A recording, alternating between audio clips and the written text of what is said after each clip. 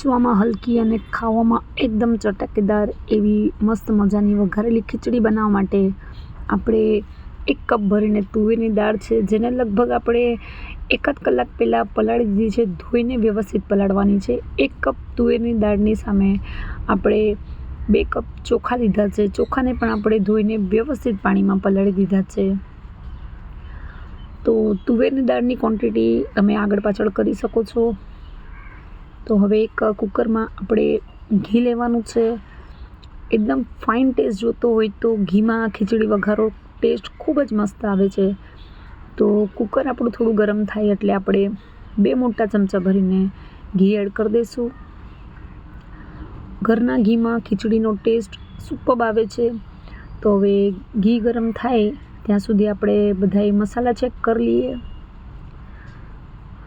તો મસાલામાં આપણે ફ્રેન્ડ્સ આ તમે જોઈ શકો છો, લાલ મરચાં લીધા છે 3-4, આદું છે વાટેલું, 2 તજની લાકડી, 1 ફૂલ, 4-5 લવિંગ, 1 તેજપત્તું, થોડાક મીઠા લીમડાના પાંદડા, 1 કાપેલું ટમાટર અને 3 કાપેલી ડુંગળી લીધી છે. એના સિવાય આપણે મીઠું લેવાનું છે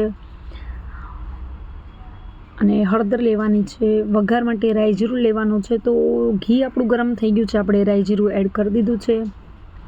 જીરું થોડું એક્સ્ટ્રા નાખવાનું, જીરાનો ફ્લેવર ખૂબ જ સારો આવે છે આ ખીચડીમાં. તો જીરું અને રાઈ તતડી જાય એટલે આપણે જે મસાલા લીધા છે એ એડ કરવાના છે.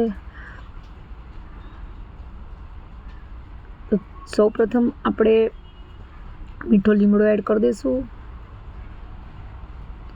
મીઠા લીમડાથી ખીચડીનો ટેસ્ટ મસ્ત આવે છે. એના પછી મરચાં, તેજપત્તો, તજની લાકડી, લવિંગ બધું જ એડ કરી એકદમ વ્યવસ્થિત હલાવી લેવાનું છે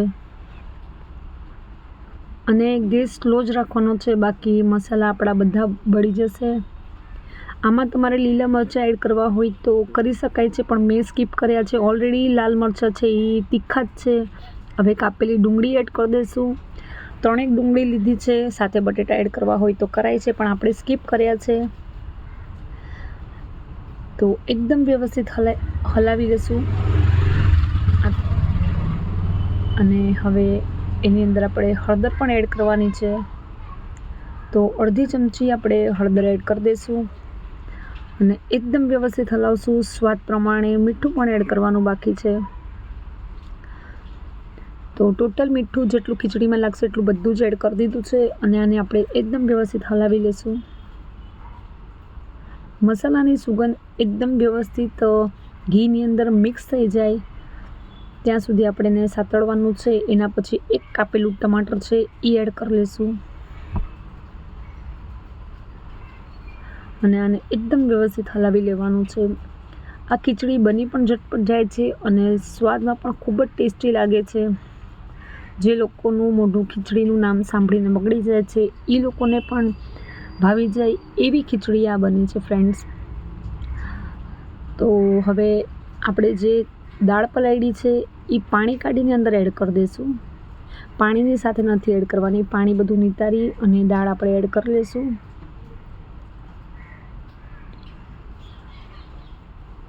અને હવે જે ચોખા છે એ પાણી નિતારીને આપણે એડ કરી લેવાના છે.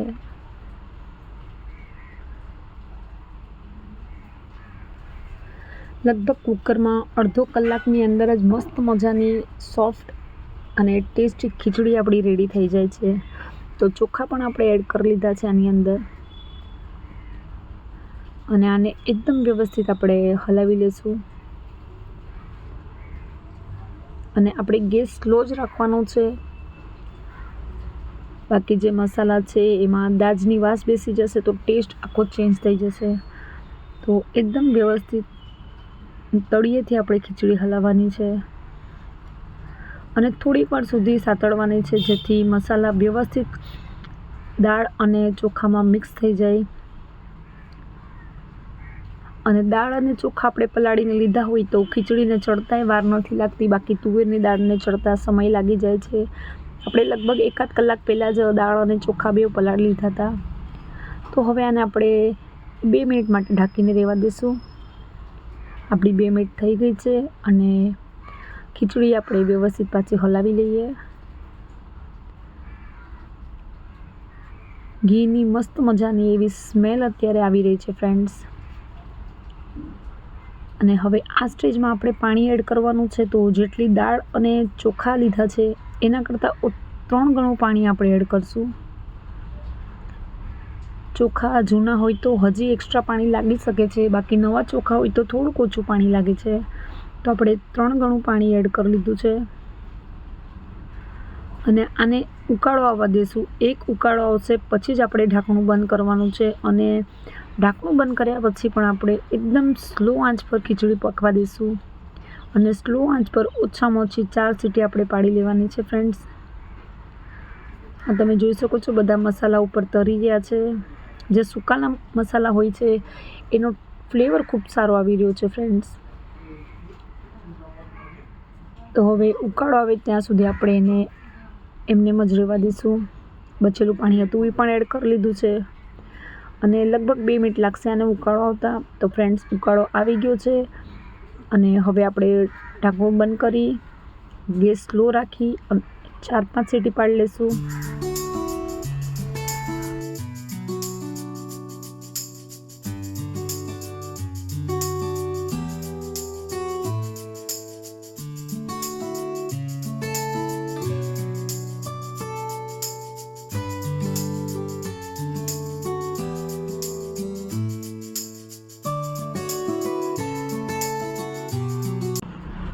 તો આપણી 4 સીટી પડી ગઈ છે અને કુકર ઠંડુ પડી ગયું છે. આપણે ચેક કરી લઈએ. તો ફ્રેન્ડ્સ મસ્ત મજાની ટેસ્ટી ખીચડી બનીને રેડી થઈ ગઈ છે. અને સર્વ કરવા માટે આપણે એક પ્લેટ પણ લઈ લીધી છે. આ તમે જોઈ શકો છો એકદમ સોફ્ટ. તમારે હજી ઢીલી જોતી હોય તો તમે એની અંદર એક્સ્ટ્રા પાણી એડ કરી શકો છો, પણ આ ક્વોન્ટિટી આપણા માટે પરફેક્ટ છે. તો હવે આપણે પ્લેટિંગ કરી લઈએ. તમે જોઈ શકો છો લુક વાઇઝ પણ એકદમ ડિલિશિયસ છે અને સ્મેલ તો એટલી સુપર્બ આવે છે કે ફ્રેન્ડ્સ છોકરાઓને તો જોતાની સાથે ખાવાનું મન થઈ ગયું. અને હવે એક પ્લેટ લીધી છે જેની અંદર આપણે દહીં, કાકડી અને ખાટું અથાણું સર્વ કર્યું છે. તો ખીચડી પણ આપણે સર્વ કરી દઈએ. મોસ્ટલી આ ખીચડી દહીં સાથે સુપર્બ લાગે છે. તો દહીં આપણે ઓલરેડી સર્વ કરી લીધું છે અને ખીચડી આપણી સર્વ થઈ રહી છે ફ્રેન્ડ્સ. તો હવે આપણે ઉપરથી ચમચી ભરીને ચોખ્ખું ઘી એડ કરી લઈશું. તો આપણું ઘી એડ કરી દીધું છે અને ખીચડી પણ સર્વ થઈ ગઈ છે. તો ફ્રેન્ડ્સ વઘારેલી ખીચડીની જો આ રેસીપી તમને પસંદ આવી હોય તો લાઈક કરજો, શેર કરજો, કમેન્ટ કરજો.